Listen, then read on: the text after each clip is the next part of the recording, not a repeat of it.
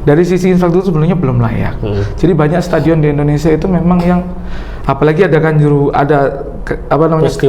peristiwa di Kanjuruhan tersebut, itu membuat FIFA berpikir ulang dan memang melihat kesiapan beberapa stadion lain selain stadion-stadion yang ada di Jakarta, Bogor maupun Surabaya, Bandung dan sebagainya, itu memang masih banyak yang belum layak. Ada slogan kick politik or football, jadi tendang jauh politik dari sepak bola. Itu berlaku global, Mas. Tidak hanya di Indonesia maupun di luar negeri, yang memang lebih santer di luar negeri. Nah, tetapi ini yang kita bicarakan kalau saya memakai sal yang Palestina ini, kita berbicara tentang Palestina. Palestina di sini kan kompleks masalahnya, Mas. Politik juga iya, tapi lebih kepada yang kita angkat di sini adalah kemanusiaan. Sering sekali ikon sepak bola dunia itu ketika menyuarakan Palestina, itu mereka langsung dapat hukuman. Dari FIFA atau dari publik? Mulai dari klubnya sendiri, liganya, terus bahkan FIFA maupun para sponsor-sponsor yang berhubungan dengan FIFA atau klub dan sebagainya. Contoh yang terbaru yang paling keren kan Mesut Ozil.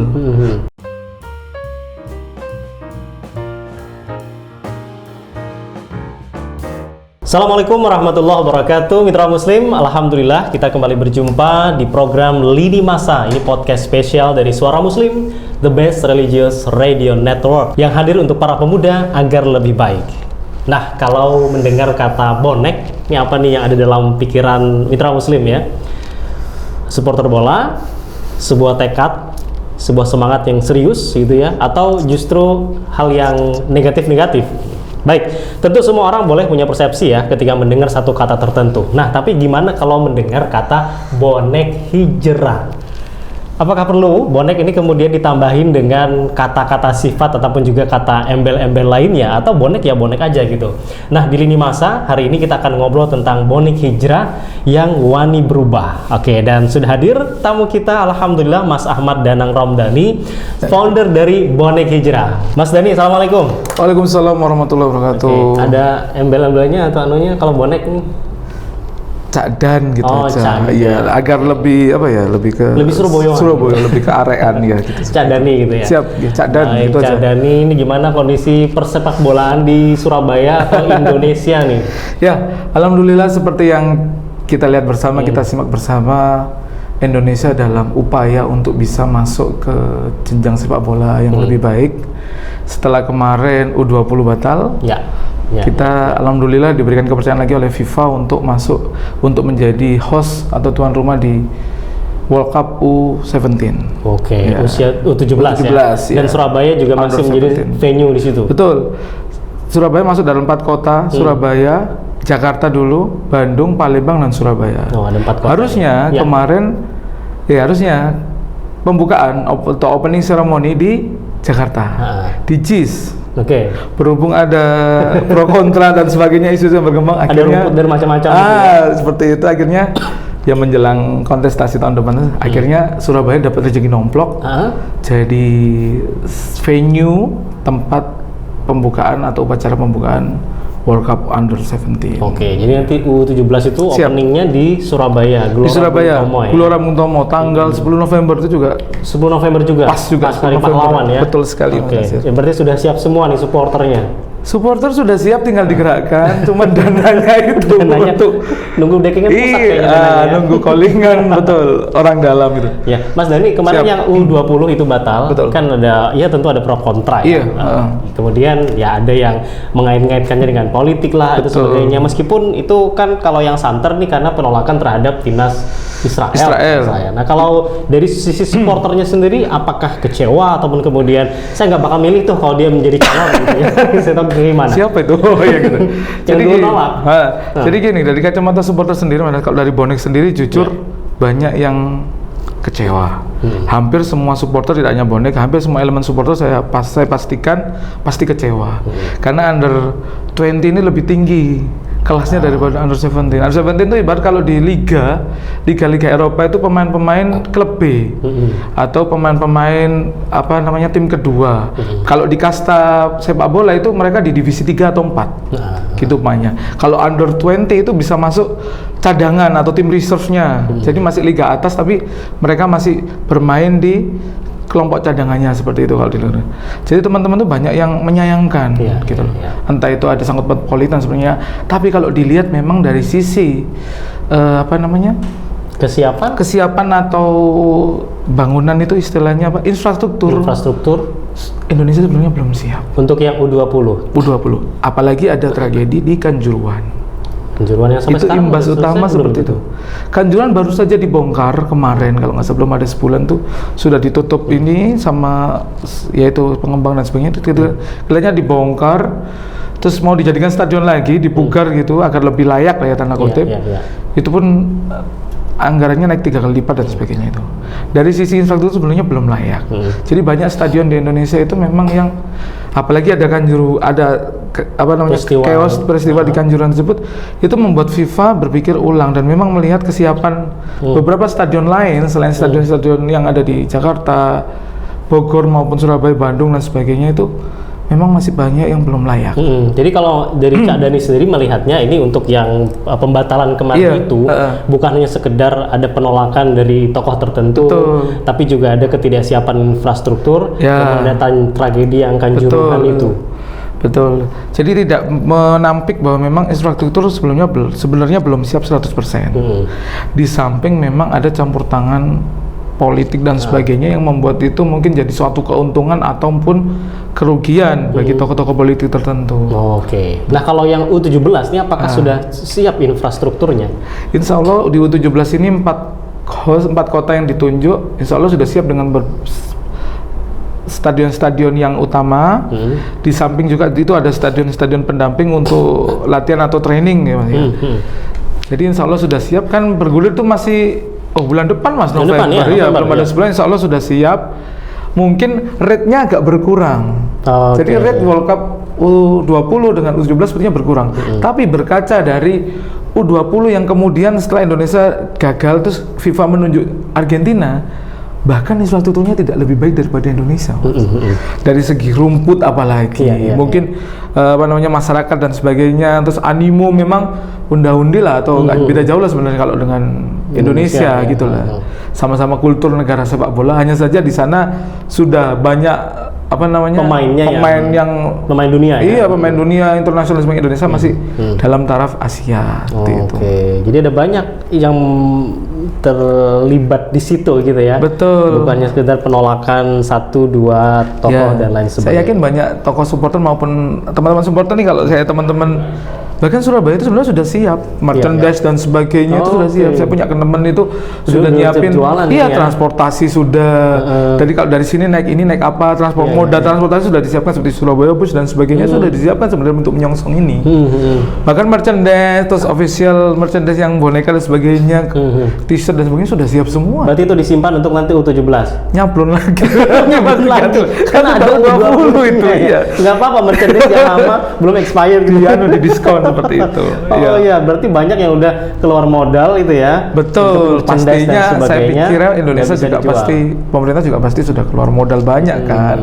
Makanya kalau bisa ya jangan sampai tidak sama sekali gitu loh. Paling tidak adalah yang nyantol, entah itu under berapa. Alhamdulillah U17 bisa masuk, setidaknya jadi pengobat luka U20 yang gagal itu. Baik. Nah, ini kalau tadi kita ngomongin ada penolakan untuk timnas tertentu, kemudian juga ada dukungan support untuk negara tertentu. Betul.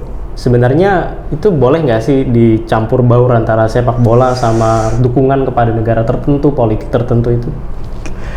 Bicara dukungan pada suatu negara atau politik, sebenarnya ada slogan kick politik or football. Jadi tendang jauh politik dari sepak bola. Itu berlaku global Mas.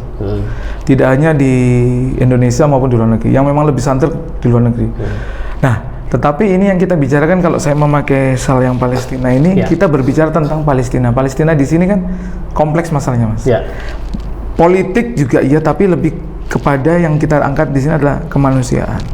Sering sekali ikon sepak bola dunia itu ketika menyuarakan Palestina, itu mereka langsung dapat hukuman dari FIFA atau dari mulai dari klubnya sendiri, liganya, terus bahkan FIFA maupun para sponsor-sponsor yang berhubungan dengan FIFA atau klub dan sebagainya. Contoh yang terbaru yang paling keren kan Mesut Ozil. Mesut Ozil itu seorang gelandang Arsenal. Dia pernah di Madrid juga, langsung dijadikan tim cadangan, pemain cadangan, dan itu lama nggak dimainkan. Ada tendensi serius memang untuk tidak memainkan itu. Terus ada tekanan dari pihak sponsor di mana tokoh dia di dalam video game di China maupun daerah yang lain ketika dia membela Uighur itu juga dikecam dianya sampai pemutusan kontrak dan sebagainya seperti itu. Padahal yang terbaru ada pemain Ukraina. Saya nggak ingat namanya kan memang nggak terkenal. Dia pansos bikin story I stand with Israel. Kita lihat apakah Arsenal atau timnya bergerak atau liga bergerak? Sepertinya tidak. Sampai detik ini belum. Bukan pemain yang terkenal. Bisa jadi. Jadi tidak menjadi perhatian publik gitu ya. Betul. Dan keterlibatan politik dalam dunia sepak bola itu juga terkadang aneh. FIFA sendiri kalau memang yang kayak supporter Glasgow Celtic di Liga Skotlandia itu kan sering membentangkan soal Palestina, benda Palestina satu sisi tribun gitu. Itu biasanya mesti dihukum. Klub-klub lain pun juga gitu. Pemain-pemain pun yang berkompetisi di Champions League atau di ranah kompetisi antar negara sebenua Eropa juga pasti kena hukum. Seperti itu. Beda lagi dengan Indonesia. Kultur di Indonesia pernah saya melihat supporter Persib Bandung dulu satu koreo stadion itu Save Palestine sama Save Rohingya. Itu sama Komdis PSSI juga dihukum. Dihukum juga. Karena ya itu menyangkut pautkan politik di dunia sepak bola.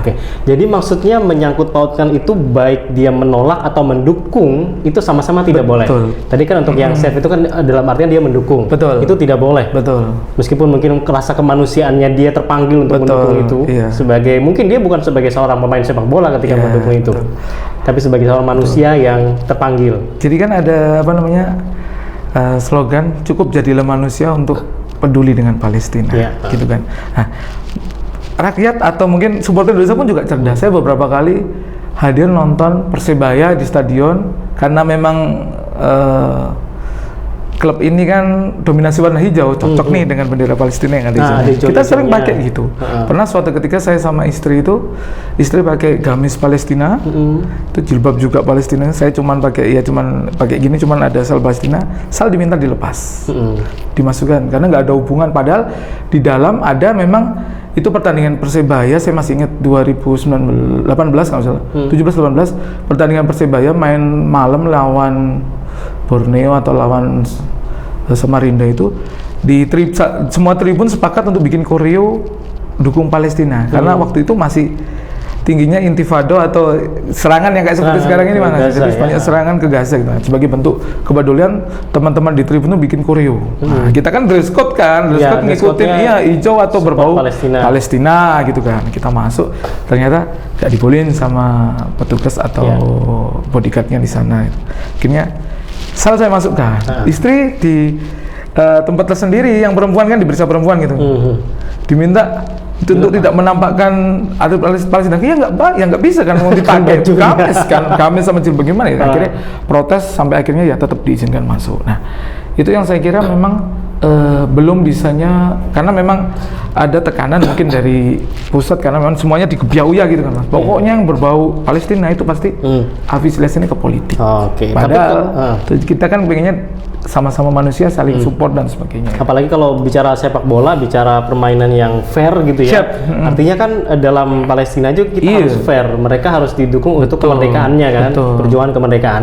Karena kalau di sisi lain ketika melihat Rusia dengan Ukraina, itu kan juga ada nih Rusia nggak boleh ikut nih dalam kompetisi ini, padahal dia berarti sudah ada politik. Itulah yang tidak adil.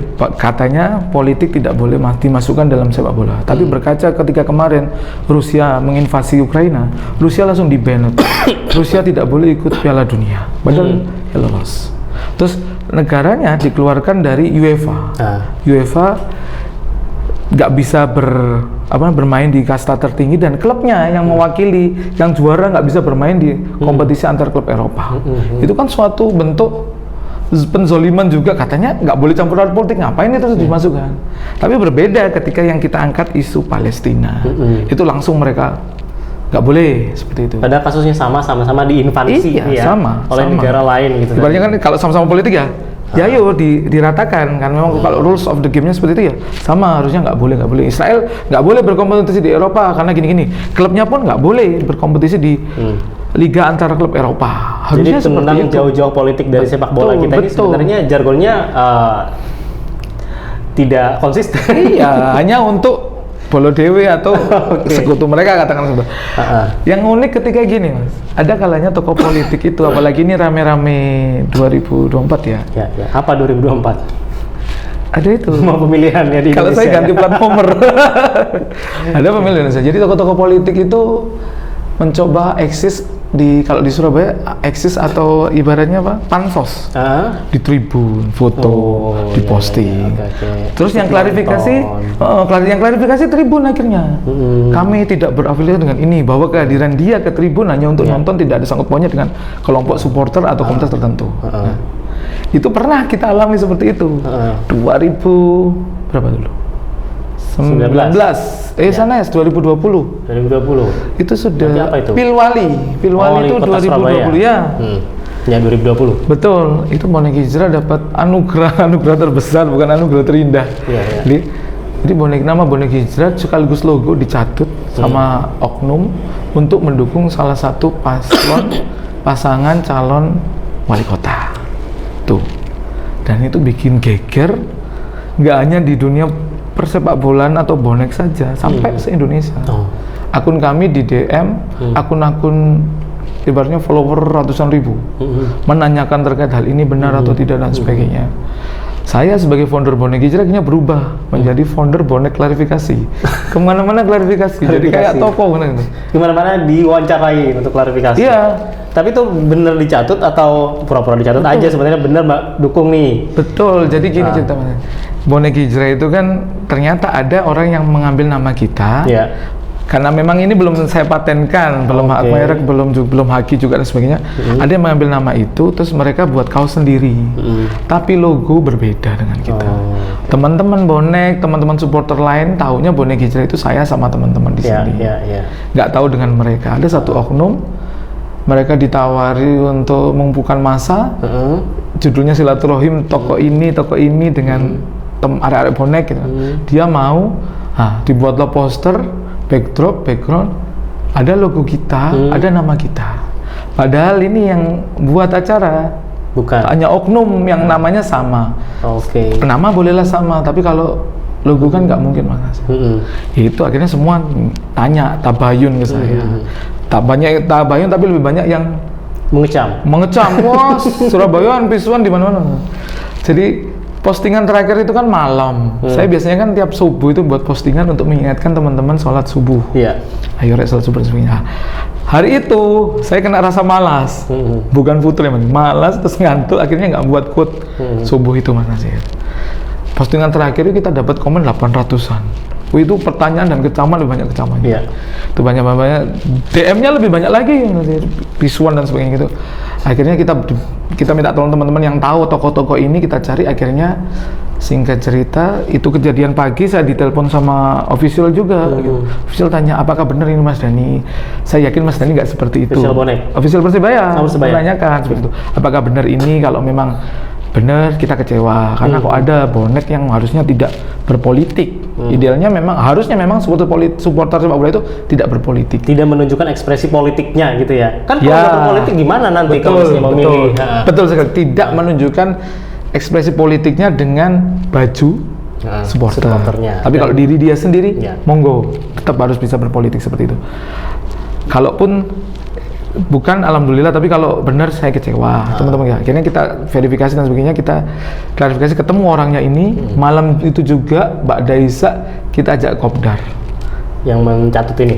Yang mencatut, terus ada di video di YouTube itu viral juga. Dia bilang, ya itu salamnya Bonek, salam satunya Liwani. Itu dicari juga sama Nana.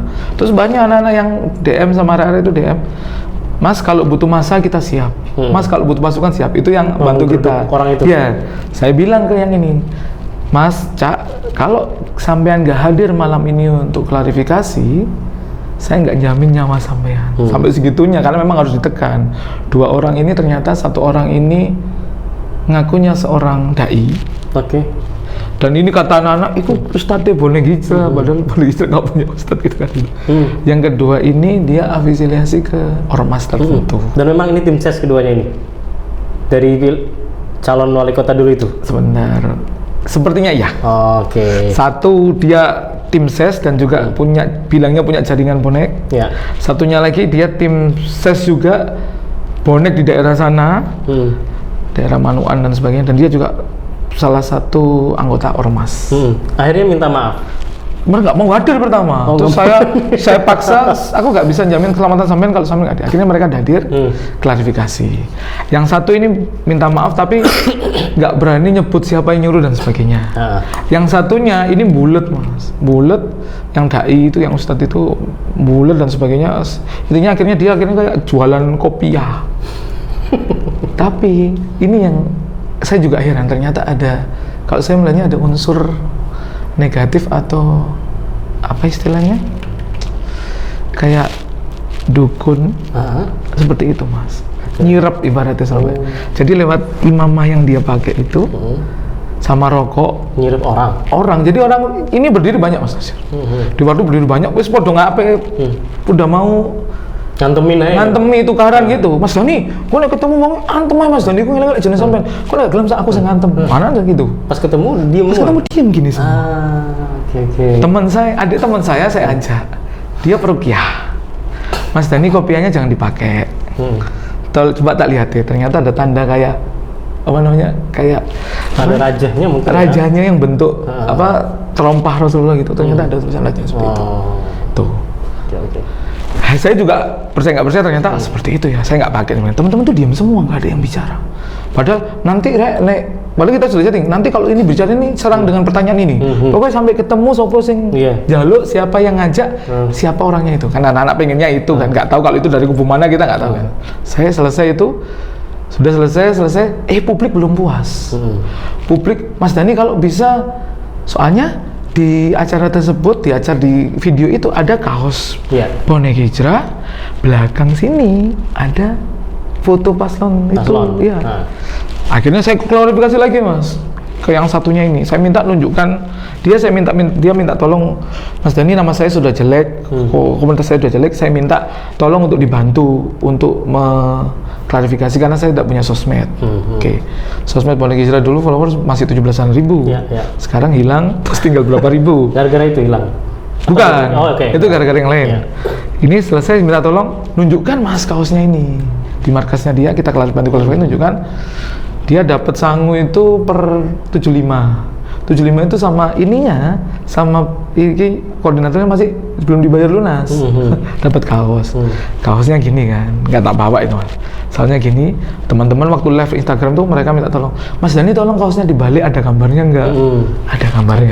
Ada gambarnya. Paslon. Ada gambar paslon gitu. Ini minta tolong Mas Dani jangan dibalik, nanti saya kena ini sama ormas. Ya wes, saya tolong dia. Tapi saya sampaikan bahwa memang, terus saya minta tanda tangan di atas materai agar tidak mengulangi, karena seringkali Mas Nasir, supporter ini seperti pendorong mobil mogok kalau pemilu.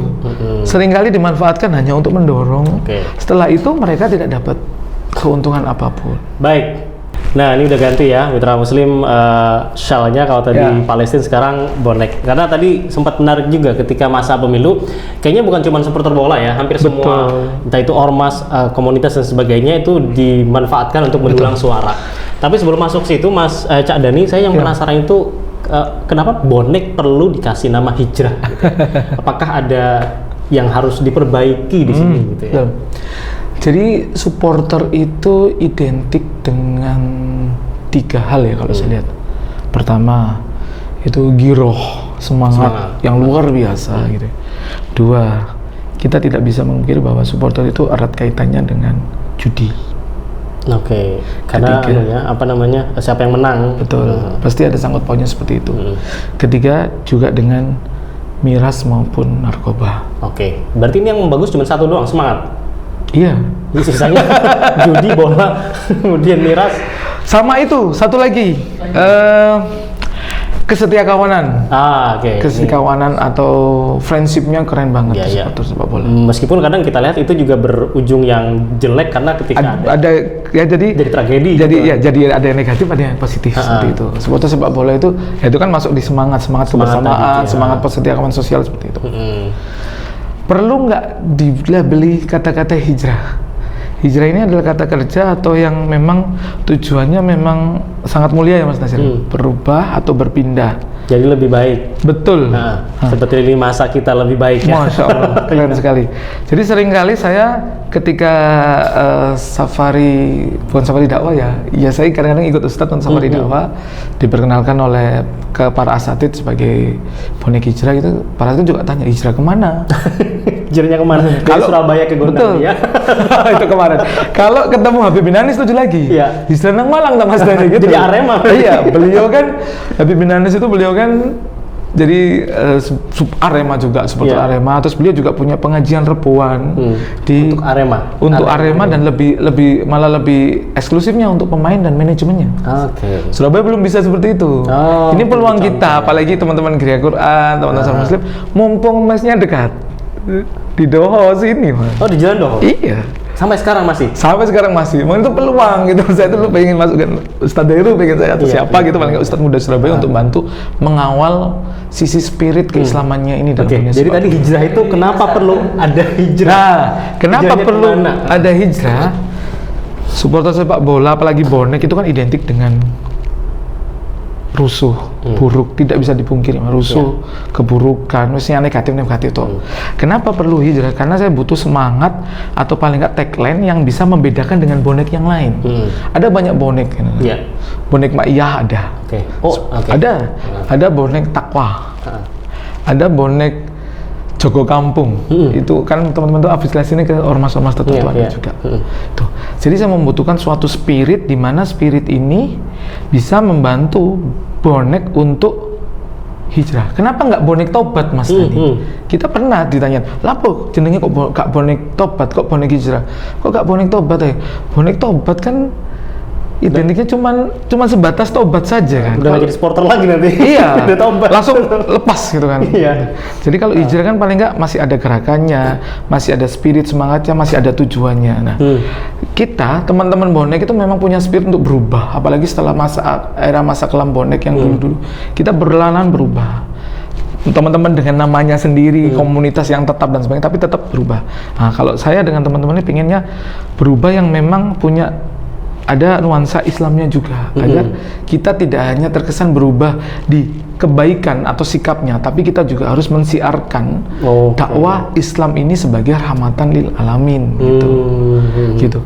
Jadi ya lewat program-program atau lewat gerakan-gerakan yang memang berbeda sedikit lah dari teman-teman, termasuk mungkin kita ada hotmail Quran, ada ngajinya, belajar ngaji dari nol seperti itu. Nanti ada juga kemarin wakaf Quran dan sebagainya. Itu juga kita berusaha baik, dan memang orang pasti akan gampang lebih ingat kalau yang baik-baik itu mesti larinya ke bonek hijrah. Ada contoh kasus seperti ini, ketika Persebaya away days atau istilahnya bertanding ke luar kota, bonek ini kan pasti tergerak untuk mendukung. Ya, banyak yang datang ke sana. Betul. Baik yang barengan atau yang terkoordinir maupun istilahnya, kalau terkoordinir istilahnya itu tretetet, kalau yang tidak terkoordinir itu istilahnya estafetan. Mereka berganti-ganti moda transportasi untuk mencapai tujuan tempat pertandingan Persebaya. Nah, seringkali kan ada kasus oknum lah. Kita bicara oknum di luaran, mungkin ketika di sana mereka lapar dan sebagainya, ada yang makan tidak bayar dan sebagainya. Itu ada yang sering mention kita. Tapi memang itu faktanya ada. Faktanya ada. Cari bonek hijrah, ini kok makan nggak bayar. Nah, itu dari situ, teman-teman ini yang lain tergerak, teman-teman Tribun dan sebagainya tergerak untuk siapa, adakah bonek yang di sana? Katakanlah kalau di Bandung, adakah bonek Bandung? Oh ada, bonek Bandung, tolong datang ke lokasi ini, katanya ada keluhan bonek maunya tidak bayar dan sebagainya gitu. Tolong dicatat kerugian berapa, kita urunan. Ada yang seperti itu. Dan padahal kita yang resminya kalau memang berangkat kita mesti sama-sama charter base. Bahkan ada yang charter pesawat juga. Ada yang kereta kita full berapa gerbong kita berangkat. Kalau ke Bandung, Jogja itu kita mesti. Tetapi karena regulasi musim ini tidak diperkenankan untuk mendukung ke laga-laga away, laga-laga partai tandang di luar kota, akhirnya teman-teman yang nggak ada yang bergerak seperti itu. Nah, kalau tadi disampaikan ini pembeda dibandingkan dengan sekian banyak komunitas bonek gitu ya. Kalau di komunitas bonek yang umum sendiri itu juga mengakui bonek hijrah ini sebagai bagian dari mereka, atau wah ini cuman sempalan atau apa istilahnya ini gitu ya. Jadi ya tetap mungkin paling enggak kita diajeni atau dihargai, paling enggak diakui tidak, itu kan hanya pengakuan manusia. Saya pikir ada yang suka tidak suka itu kan relatif kan, penilaian manusia. Seperti saya pernah ngajak Ustadz Heru itu neribun atau nonton sepak bola. Dulu stadion masih belum di single seat, belum diganti, masih tribun, masih besi, masih besi, sorry. Bentuknya apa namanya, mester atau semenan gitu kan. Kita di lantai atas, kita sholat. Jadi itu waktu ngundang Cak Nun, maghrib, Cak Nun tampil sama Kiai Kanjeng, kita sholat maghrib di atas. Saya foto, saya upload di sosmed. Ada yang komennya ini, sholat kok di tribun. Nggak hanya di tribun, sholat kok di-upload, di-foto, sholat kok dipamer-pamerin. Gitu. Pamer ini ya, bonek hijrah ini pamer. Betul, itu terkenal sekali, makanya banyak yang nggak suka gitu loh.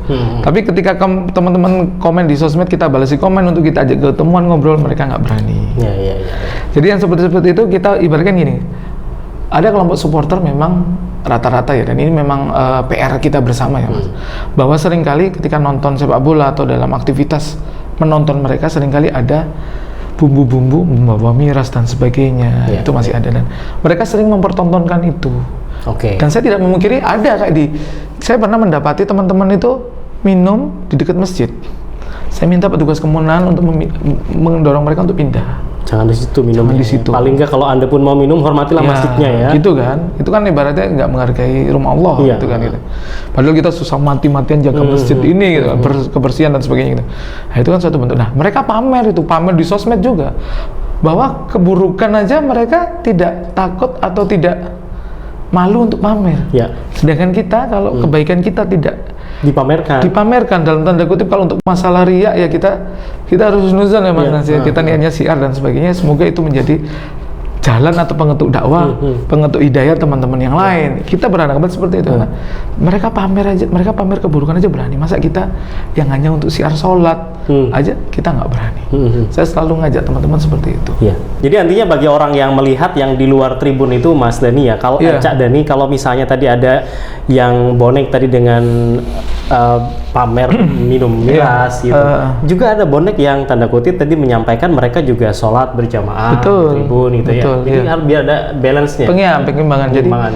Jadi memang seringkali sebelum pertandingan dan sebagainya, saya kalau sebagai sama teman-teman selalu menyarankan untuk jangan lupa sholat. Kita juga menghimbau ke manajemen sebagai penyelenggara pertandingan, jangan sampai urusan hajat hidup orang banyak ini, sholat ini terlalaikan. Nah, masalah sholatnya gimana? Sholatnya apakah sebelum tanding atau di jamak atau nanti setelah selesai baru sholat? Jadi gini, pertandingan di Surabaya atau umumnya pertandingan sepak bola Indonesia itu ada 2 jam, jam setengah 4, terus malam itu ada jam 6 atau jam 7 setengah 8. Nah, musim dulu Persebaya pernah melakoni pertandingan sore maupun malam. Kalau kita sama teman-teman bonek hijrah itu selalu menganjurkan bahwa selesaikan urusan akhirat kita dulu, urusan sama Allah ya. Betul ya. Tetapi kita juga memfasilitasi teman-teman yang sholatnya nanti katakanlah main setengah 4 Mas Nasir, azan jam 3, adzan asar setengah 3 atau jam 3, kan bisa sholat dulu nih. Tapi yang sudah berhubung masuk stadion dan sebagainya, kita fasilitasi, kita bawa ruko, bawa sarung, bawa sajadah atau banner, bawa air minum juga untuk wudhu. Kalau dulu masih belum single seat, masih bisa sholat di tribun, atau paling nggak di gate itu, tiap gate atau pintu masuk itu selalu ada ruangan khusus yang kita buat musola di sana. Itu biasanya turun minum atau jeda babak pertama itu jam, kalau main setengah 4 ya selesai 4/4 mereka bisa sholat. Itu pas balik lagi ke tempat duduk masih bisa dipakai? Lihat tergantung lawan siapanya. Kalau partai match biasa lawan tim-tim biasa itu aman, masih nggak ada yang pakai. Tapi kalau big match itu nggak bisa bergerak. Nah ini jadi sumber masalah dan jadi penekanan kita. Ini kalau big match gimana sholatnya? Ya itu kita utamakan tetap harus sholat dulu. Nah, kalau dulu masih enak, tapi kalau sekarang kan harus turun. Ya penting kita masih memfasilitasi dan mengingatkan teman-teman. Ada di gate berapa, katakanlah di Sudan Gelora Bung Tomo itu ada di gate 1, gate 2, gate 3 sampai gate 4, terus 6, 7, 8 sampai 21 itu ada musola di dalam stadionnya, di dalam pintu itu. Kalau seumpama masjid kan agak jauh mana sih, dan itu kan kalau ya maghrib isya yang aman. Kita beruntung musim ini Persebaya manajemen itu mengajukan jadwalnya minta main sore semua. Tidak ada partai malam. Padahal Persebaya kalau big match main malam itu ratingnya selalu tinggi di televisi dan sebagainya, itu ratingnya selalu tinggi. Ini minta main sore, dan sekarang kick off-nya itu jam 3.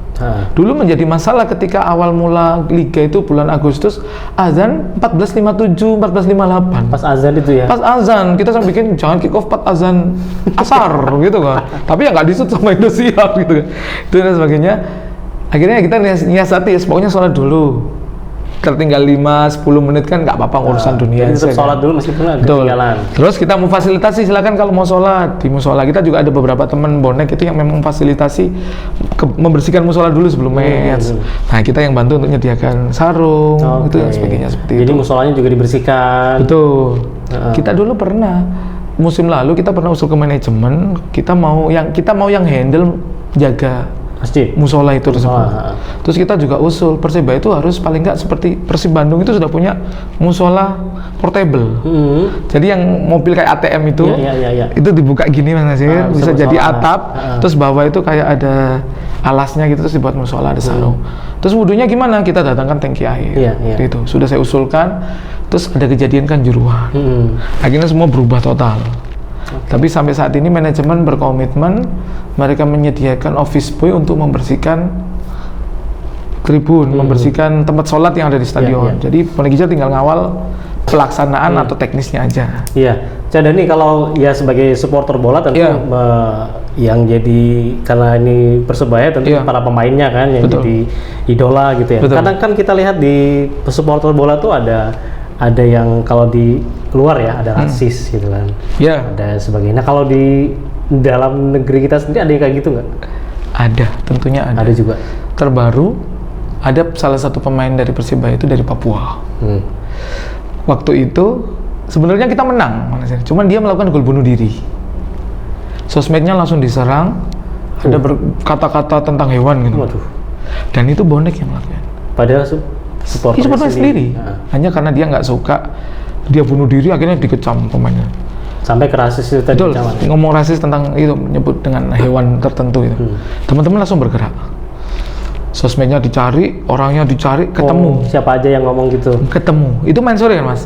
Malam itu juga anak itu dibawa ke mes ini. Suruh minta maaf langsung. itu giro semangatnya gini.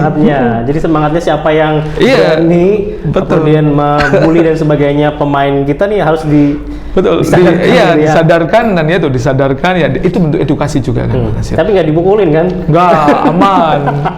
Maksudnya disadarkan, diedukasi bahwa yang namanya rasis itu tidak boleh. Atau dalam dunia olahraga apapun rasis itu tidak diperkenankan karena memang menyangkut hak asasi manusia dan sebagainya.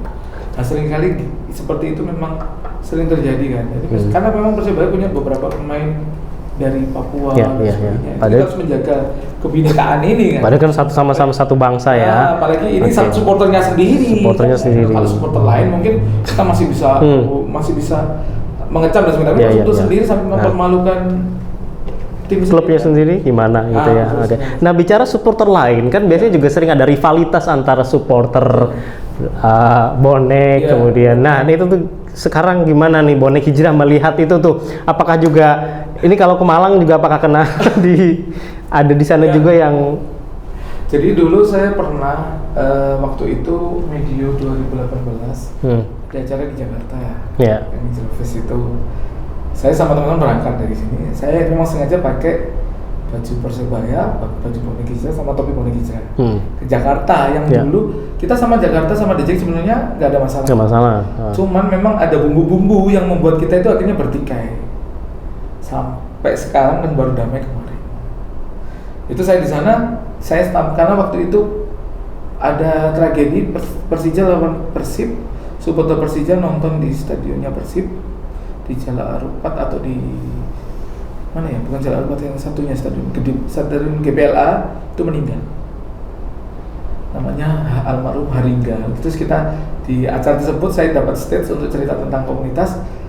Saya tampilkan poster duka cita di situ, dan itu memang menarik ya. Ada beberapa orang yang setelah itu datang minta kenalan, terus tukar merchandise dan sebagainya. Nah, dari situ saya menganggap bahwa rivalitas sejatinya para supporter sepak bola itu cukup di stadion.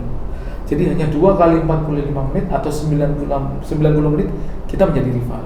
Selebihnya kita saudara. Nah, edukasi seperti ini yang memang harus terus-menerus digelorakan atau ditampilkan oleh teman-teman gitu. Pasca tragedi Kanjuruhan, saya sebetulnya dengan teman-teman yang juga kontak dengan Habib bin Hanis sebenarnya bisa menjadi jembatan paling enggak untuk memperbaiki hubungan dengan teman-teman Aremania atau teman-teman Arema Malang. Tapi karena memang ya mungkin watak atau karakteristik orang-orang tertentu, oknum dan sebagainya membuat itu tidak mulus. Kami iri dengan para supporter di Jawa Tengah. Ada Persis Solo dengan Pasopatinya, ada PSS Sleman dengan BCX dan Slemanianya, lalu ada supporter Persiba Bantul maupun PPS Makassar dan semuanya daerah dan kita sering dari Jawa Tengah dan DIY itu sering konflik.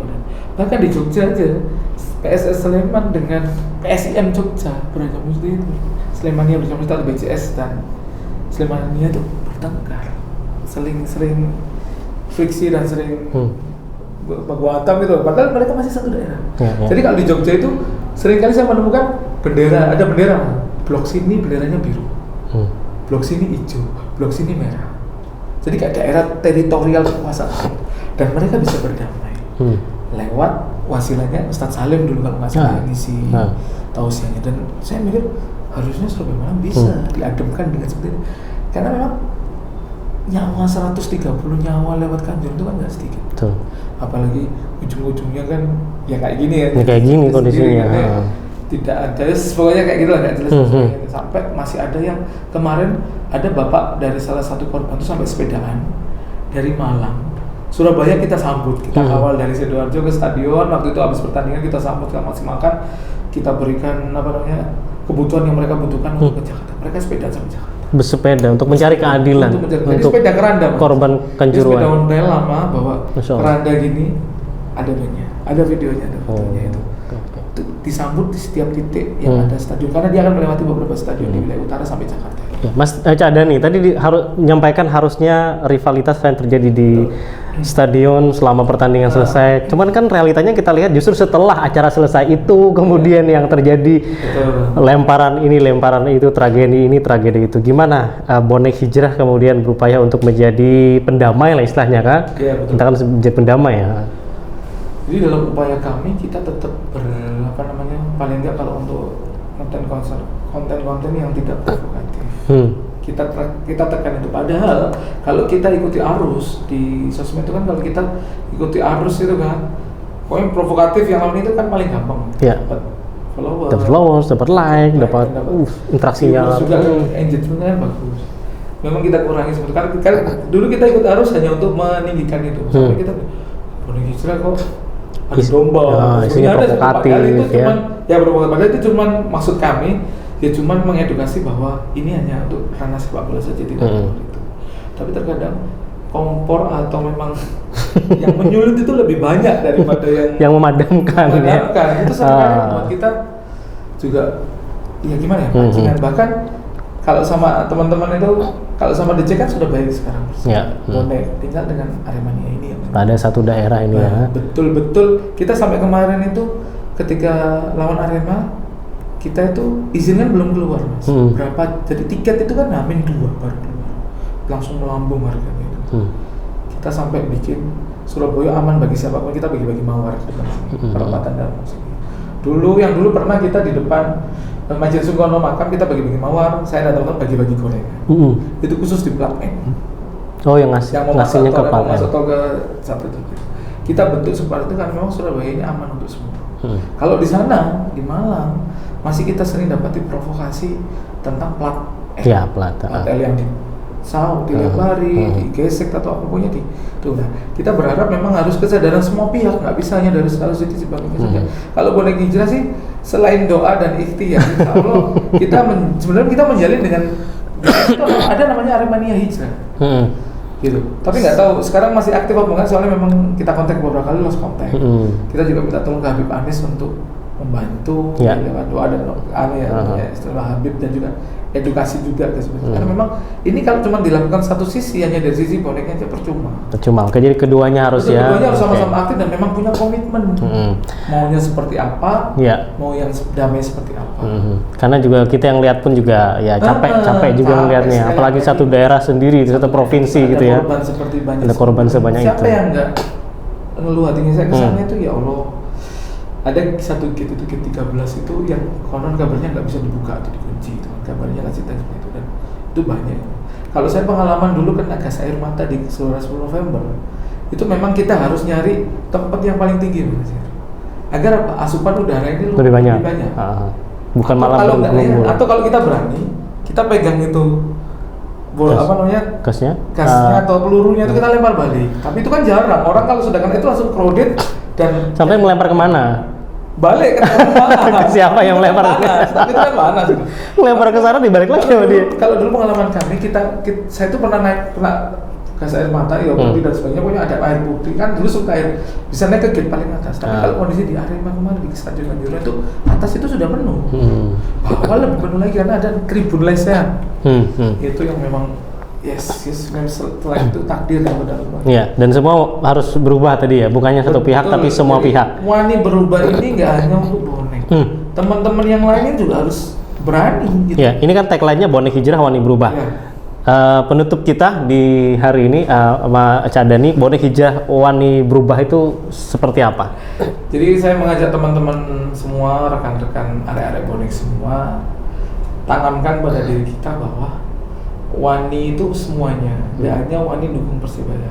Ada anekdot Wani mati wedi luwe.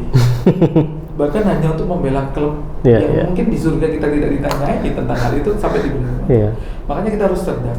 Jadi bonek atau seperti harus cerdas bahwa Persibaya selamanya, Persibaya memang segalanya, tapi tidak harus dikorbankan segalanya. Dan Wani berubah harus ditanamkan ke dalam diri setiap arek-arek bonek agar Wani berubah untuk diri sendiri dulu. Kalau Muslim, ya itu berani jaga sholatnya dulu. Kedua, bisa ngajak sekitarnya atau komunitasnya. Nggak harus tergabung di bonek hijrah. Di bonek apapun Anda, di bonek apapun teman-teman sekalian tetap bisa melakukan Wani berubah. Itu berubah ke kebaikannya. Kalau tadi Muslim bisa jaga sholat, yang kedua mungkin itu menjauhi miras. Tidak berjudi dan sebagainya. Banyak akun-akun bonek itu sponsornya judi selalu. Padahal mereka hanya dapat berapa sih? Kalau yang saya tahu hanya paling pakai iklan 10.000 atau berapa. Yang untungnya tetap bandarnya ya? Iya, tetap dibodohi kita. Belum lagi ancaman dosanya dan sebagainya. Belum lagi dosa jariahnya. Karena sejatinya Wani berubah itu harus ada pada diri setiap bonek maupun supporter Indonesia agar dunia supporter tetap aman, tetap baik, dan tetap bisa dinikmati. Sepak bola harus bisa dinikmati. Sepak bola harus bisa jadi sarana rekreasi untuk seluruh keluarga. Baik, terima kasih Cak Dani untuk diskusinya hari ini. Bonek hijrah Wani berubah ya, untuk berubah menjadi lebih baik lagi sebagaimana lini masa Mitra Muslim ya, untuk kita semua yang lebih baik. Saya Muhammad Nasir dan kru yang bertugas pamit undur diri. Salam satu nyali Wani. Assalamualaikum warahmatullahi wabarakatuh. Waalaikumsalam.